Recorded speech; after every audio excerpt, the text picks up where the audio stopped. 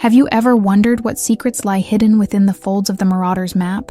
Today, we'll uncover the extraordinary story behind this enchanted artifact, a tale of mischief, friendship, and a legacy that still echoes through the halls of Hogwarts. So grab your wand, whisper the magic words, and let the adventure begin. What if we told you that one of the most powerful and mischievous magical artifacts in the wizarding world was born out of pure friendship, a touch of rebellion, and a lot of brilliance?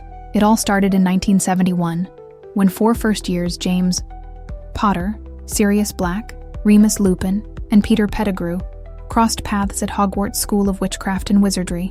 From the moment they met, it was clear they were destined to leave their mark on the castle's history. But they weren't just friends.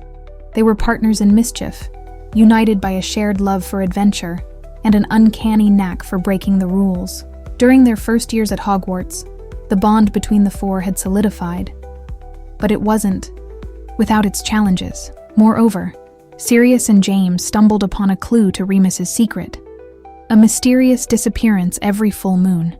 They pieced together the truth. Remus was a werewolf.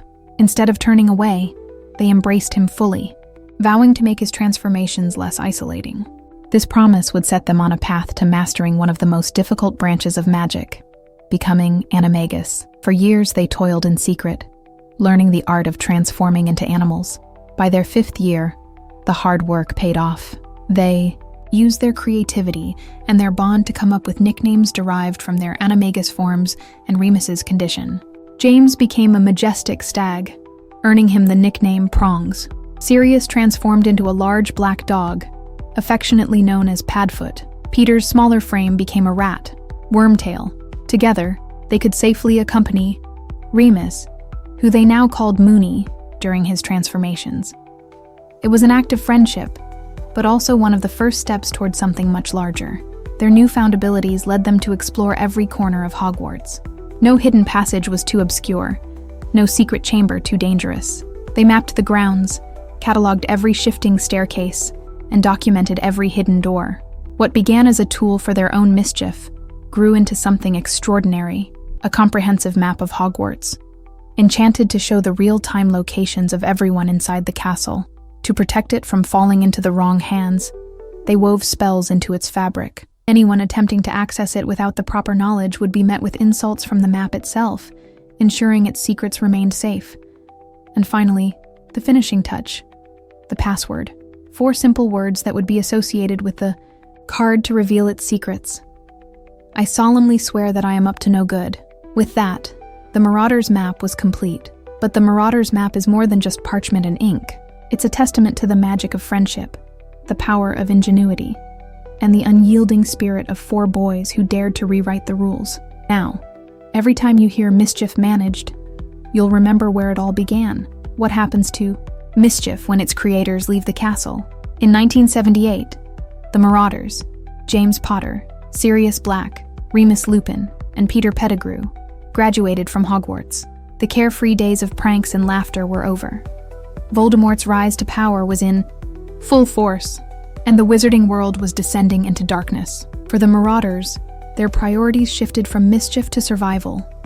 James and Sirius, once the leaders of Hogwarts' biggest pranks, joined the Order of the Phoenix.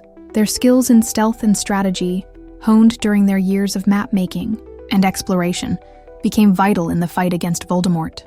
Remus Lupin, ever the quiet and thoughtful one, also joined the Order, working tirelessly in secret missions to gather intelligence. But Peter Pettigrew, the smallest and weakest of their group, took a darker path. Voldemort's power terrified him, and his loyalty to his friends began to waver. What no one realized at the time was that the bonds that once seemed unbreakable were beginning to crack. During these years, the Marauders' map lay hidden. Without its creators, it became an artifact of another time, locked away within the walls of Hogwarts. For the Marauders, it was no longer a tool of exploration. Their battles were no longer against Filch or Peeves, but against Death Eaters and betrayal. In 1980, James and Lily Potter welcomed their son, Harry.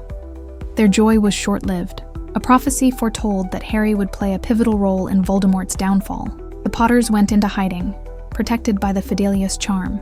Sirius, ever loyal, insisted on being their secret keeper. But in a last-minute decision, he convinced them to choose Peter, believing Voldemort would never suspect him. This decision sealed their fate. On Halloween night in 1981, Peter betrayed the Potters to Voldemort. James and Lily were murdered, but baby Harry miraculously survived, leaving Voldemort gravely weakened. Sirius, consumed by grief and rage, confronted Peter, but Peter staged his own death, killing 12 Muggles in the process, and fled. Sirius was blamed for the massacre and sent to Azkaban without trial. Remus Lupin, unaware of Peter's betrayal, believed he had lost all his friends. Alone and heartbroken, he disappeared into the shadows, trying to make sense of a world that no longer made sense. And so, the Marauders' legacy fractured. What was once a symbol of friendship and mischief became a painful reminder of loss and betrayal.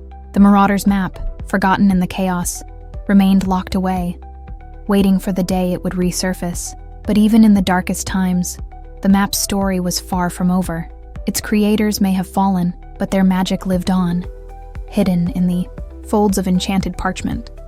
Mischief, after all, has a way of enduring. What happens to a masterpiece when its creators are gone? For years, it sat untouched. Filch had no idea of its true power. To him, it was simply a piece of parchment, likely enchanted for troublemaking. The map's secrets, including its ability to track every person within Hogwarts, remained hidden. It was a testament to the brilliance of its creators that even someone as nosy as Filch couldn't unlock its mysteries. Meanwhile, life at Hogwarts continued. New generations of students passed through its halls, unaware of the treasure buried. In Filch's cluttered office, the names Moony, Wormtail, Padfoot, and Prongs faded from memory. The Marauders became a whisper of a bygone era, their stories overshadowed by the grim events of the war. But magic has a way of finding those who need it most. In 1990, two mischievous first years, Fred and George Weasley, began their Hogwarts journey. Natural troublemakers with an eye for opportunity, the twins quickly made a name for themselves. By their third year, they had become experts at sneaking into Filch's office to retrieve confiscated goods. And then, it happened. During one of their daring raids, Fred and George stumbled upon an unassuming piece of parchment. Intrigued by its blank surface, they decided to take it back to their dormitory. They experimented with it, trying every spell they knew. Fred and George discovered or learned how to activate the card, although the details remain unclear, as always with the twins. Eventually, they discovered the magic words, "I solemnly swear that I am up to no good." In an instant, the Marauders' map revealed its secrets. The twins were astounded. Every corner of Hogwarts was laid bare before them, every hidden passage marked, every person's movements visible in real time. For Fred and George, it was a dream come true. From that moment, the map became an essential part of their Hogwarts escapades. It allowed them to avoid Filch, outwit teachers, and pull off pranks that would become legendary. But despite their ingenuity, the twins never truly understood the map's origins. To them, it was a tool for fun, not a relic of friendship, sacrifice, and tragedy. For 12 years, the Marauders' map waited. It weathered the losses of its creators, endured the silence of its dormancy, and found its way into the hands of a new generation. It was no longer just parchment and ink. It was a living memory, biding its time. And as the 1990s began, so too did the map's second life. Its role in shaping the future of Hogwarts and the fate of the wizarding world was only just beginning. What if a simple piece of parchment held the power to change destiny? In 1993, during his third year at Hogwarts, Harry Potter found himself yearning for a sense of freedom. His guardians, the Dursleys, kept him isolated. At school, he was confined by rules, but everything changed when Fred and George Weasley decided to pass down their prized possession, the Marauders' map. The twins had no idea just how much this act would matter. For them, the map was a gateway to pranks and adventure. For Harry, it was an opportunity to discover a side of Hogwarts he had never seen before. The moment he uttered the words, "I solemnly swear that I am up to no good," the map came alive, revealing a detailed layout of the castle, its secret passages, and the whereabouts of every person inside. It didn't take long for the map to prove its worth. Harry used it to sneak into Hogsmeade, defying the restrictions placed on him as an underage wizard without a signed permission slip. But more importantly, the map became a window into his parents' past. When Harry saw the names Moony, Wormtail, Padfoot, and Prongs, he had no idea they were the nicknames of his father and his closest friends. The map's true potential was revealed during the events of The Prisoner of Azkaban. As Harry grappled with the truth about Sirius Black, the man he believed had betrayed his parents, the map played a crucial role. It showed Peter Pettigrew's presence, though no one could see him. This discovery unraveled the lies surrounding Sirius's imprisonment and revealed Pettigrew's treachery. Without the map, the truth might never have come to light. Over the next few years, the map became an indispensable part of Harry's life. In the Goblet of Fire, he used it to track Barty Crouch Jr., uncovering the deception that had placed him in mortal danger during the Triwizard Tournament. The map's magic was a constant reminder that even in the darkest times, knowledge was a powerful weapon. During the Order of the Phoenix, the map served as a beacon of hope.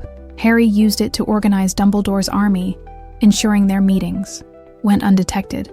The map allowed them to fight back against Dolores Umbridge's oppressive regime and maintain a sense of unity in the face of growing danger. By the Half-Blood Prince, the map's significance deepened. It became a way to monitor Draco Malfoy's movements, revealing the secret behind his use of the Room of Requirement. Though Harry couldn't always decipher the map's clues, its presence was a constant source of insight and strategy. When the dust settled and Voldemort was defeated, the Marauders' map remained intact. The Marauders' map was never just a tool for mischief. It was a symbol of friendship, loyalty, and the enduring power of hope. For Harry and the wizarding world, it was a legacy that would never fade. What becomes of a relic of mischief and rebellion after the battle is won?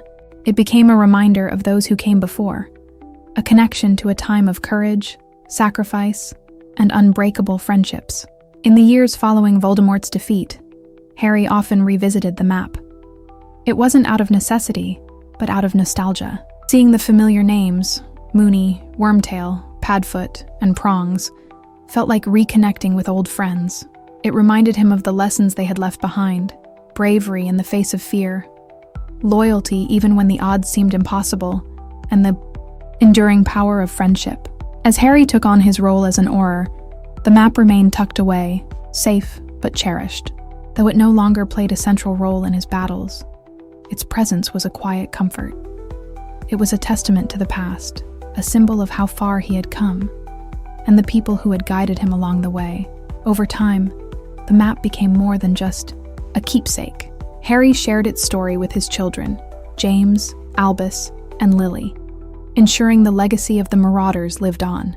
For young James, the map was a source of endless fascination. He saw it as his father once had, as a gateway to adventure and mystery. But the map's magic was more than just its ability to reveal secrets. It carried within it the spirit of its creators. Every line of ink, every hidden detail, spoke of their ingenuity and determination. It was a reflection of who they were: mischievous, brilliant, and unafraid to challenge authority. Even beyond the Potter family, the map's legend grew. It became part of the lore of Hogwarts, whispered about in the corridors and dormitories. Students speculated about its origins, its powers, and the mischievous minds behind it. For those who knew its full story, the map was a reminder that Hogwarts was more than a school. It was a place where love, laughter, and rebellion could coexist with danger and duty. Though the Marauders themselves were long gone, their magic endured. The map they created was no longer just an artifact.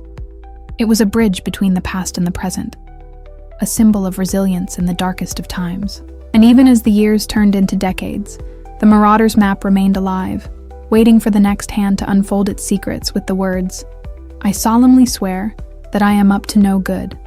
Because some legacies aren't meant to fade. They are meant to inspire. And the Marauders' legacy, it will always live on.